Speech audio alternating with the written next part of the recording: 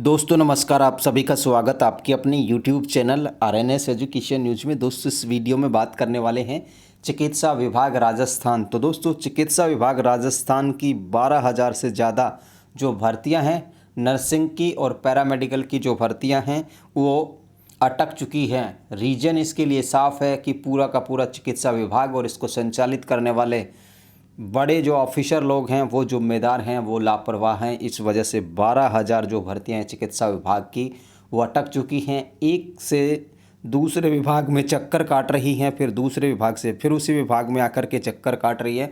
तो ये जो सिलसिला है गोल गोल घुमाने का या घूमने का इन फाइलों का चल पड़ा है। पूरा अपडेट क्या है इसमें तमाम भर्तियों की जानकारी है। ANM की, फार्मासिस्ट की, डॉक्टर्स की, GNM की, लैब टेक्नीशियन की, रेडियोग्राफर और CHO। आप लोग अंदाज़ा लगा सकते हैं 7 से 8 जो भर्तियां हैं यहाँ पर अधिकारियों की लापरवाही की वजह से नहीं निकल पाई हैं अब तक। वजह क्या है, अब कब तक क्या होगा, पूरा अपडेट दे देते हैं आप लोग को।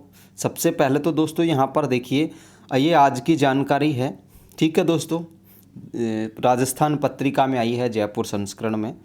और यहाँ पर देखिए सबसे पहले चिकित्सा विभाग लैब टेक्नीशियन, फार्मासिस्ट सहित अन्य भर्तियाँ प्रक्रिया शुरू कराने में नाकाम।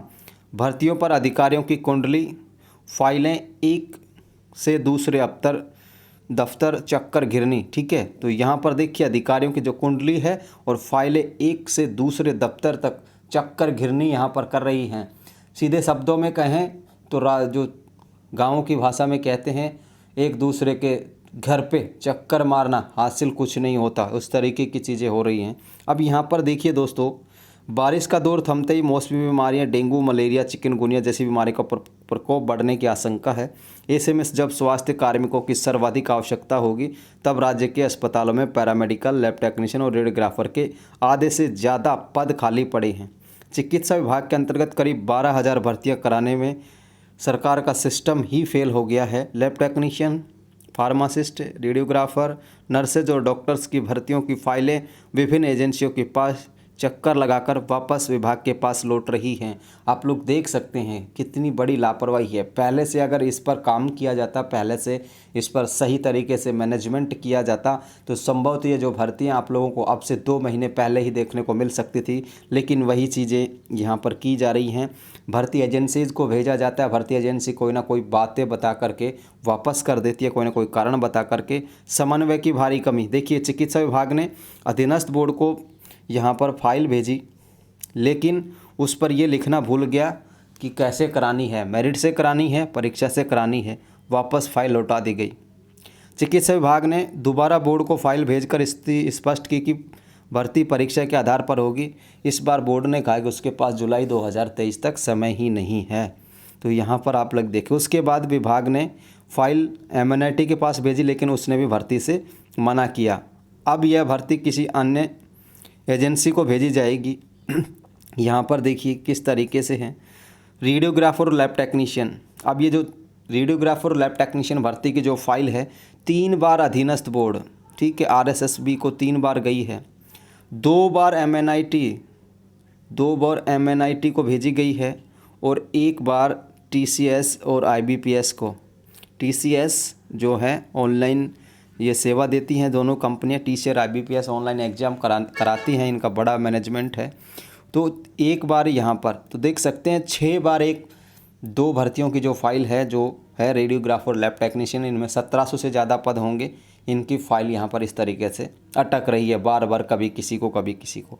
इसी तरीके से देखिए दोस्तों, नर्स ग्रेड 2 यानी कि GNM प्रस्ताव राजस्थान लोक सेवा आयोग को भेजा गया। अभी फाइल MNIT के पास है लेकिन प्रक्रिया शुरू नहीं।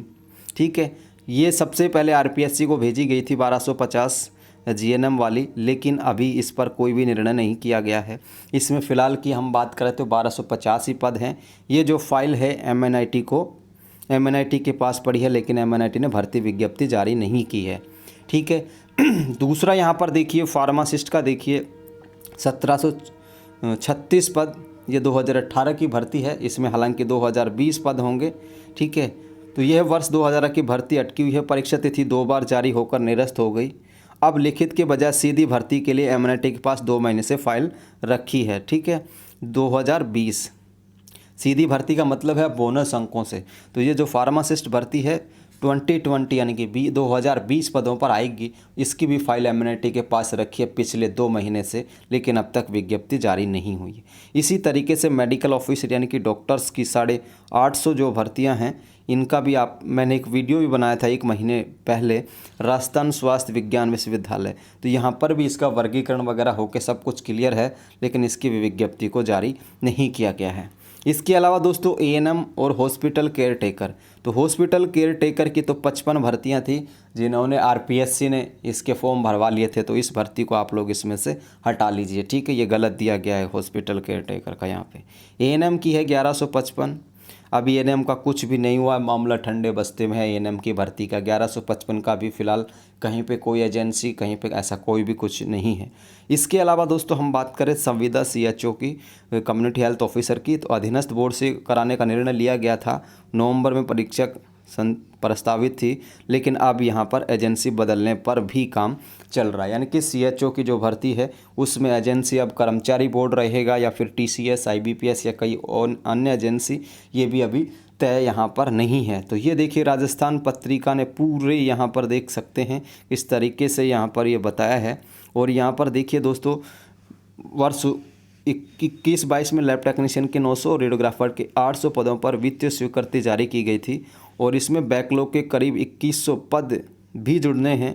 अक्टूबर 2021 से यह भर्ती बार बार अटकाई जा रही है। यहाँ पर आप लोग देख सकते हो, अक्टूबर की हम बात करें तो 2 महीने बाद अक्टूबर आ जाएगा, तो उसके बाद देख सकते हो 1 साल हो गया भर्तियों को अटकाते हुए इनका।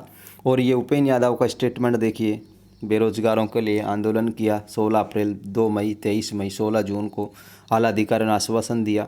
यहाँ पर वादा खिलाफी की गई है, अब धारा 144 होने से धरना प्रदर्शन भी नहीं कर सकते। तो आप लोग देख सकते हैं किस तरीके से ऑफिसर्स लोग जो हैं, चिकित्सा विभाग के जो अधिकारी हैं, उनकी सीधी सीधी जिम्मेदारी बनती है, लापरवाही उनकी बनती है कि उन्होंने ये जो भर्तियां हैं, जो 12,000 से ज़्यादा भर्तियां जिनमें मेडिकल के जो बेरोजगार छात्र हैं उनको भला हो सकता था, लेकिन उन भर्तियों को बार बार करके डिले किया जा रहा है। इनसे यही नहीं तय हो पा रहा दोस्तों कि ये भर्तियां हम पहली दफ़ा तो कराएं कैसे, बोनस से कराएं, मेरिट से कराएं, ठीक है। दूसरी बात, अगर चलिए कैसे भी आप लोग कराइए, आपका काम है तय करना किस तरीके से कराना है। दूसरी बात, अब ये भेजते हैं राजस्थान कर्मचारी चयन बोर्ड को, आरपीएससी को, इनके पास पहले से भर्तियां पड़ी हुई हैं और भी विभागों की भर्तियां अटक जाएंगी इससे, तो वो भी नहीं हो, ये तो इनको सोचना चाहिए था। लेकिन ऐसा कुछ नहीं किया गया, बिना किसी अनुभव के, बिना किसी एक्सरसाइज के ये जो काम इन्होंने शुरू कर दिया। और अब आया समझ में कि ये तो कर्मचारी बोर्ड भी मना कर रहा है, दूसरे जो एजेंसीज हैं वो भी मना कर रहे हैं, तो अब इनको समझ में आया। अब फिर ये टीसीएस और आईबीपीएस की तरफ रुख करने लगे। तो ये है फ़िलहाल की स्थिति, यानी कि अभी कुछ भी कह पाना थोड़ा मुश्किल है। लेकिन ये जो भर्तियां हैं दोस्तों इतनी ही आनी हैं, भले ही 2 महीने बाद आएँ, लेकिन ये भर्तियां आएंगी और इनमें पदों की संख्या भी बढ़ कर के आएगी। जीएनएम में पदों की संख्या बढ़ेगी, ठीक है। मेडिकल ऑफिसर में 850 में फ़िलहाल इसमें बढ़ सकते हैं, ठीक है, ऐसा सुनने में आया है। और बाकी एएनएम का भी बता ही चुके हैं कि एएनएम का फ़िलहाल ऐसा कुछ नहीं चल रहा, भर्ती वगैरह का 1155 की एक फ़ाइल थी, वो फ़िलहाल ठंडे बस्ते में है, ठीक है दोस्तों। संविदा सीएचओ कम्युनिटी हेल्थ ऑफिसर, इसके लिए एजेंसी निर्धारित होनी है, वो कब तक होती है ये पता चल जाएगा। धन्यवाद दोस्तों, फिलहाल के लिए इस वीडियो में इतना ही। जय हिंद, जय भारत।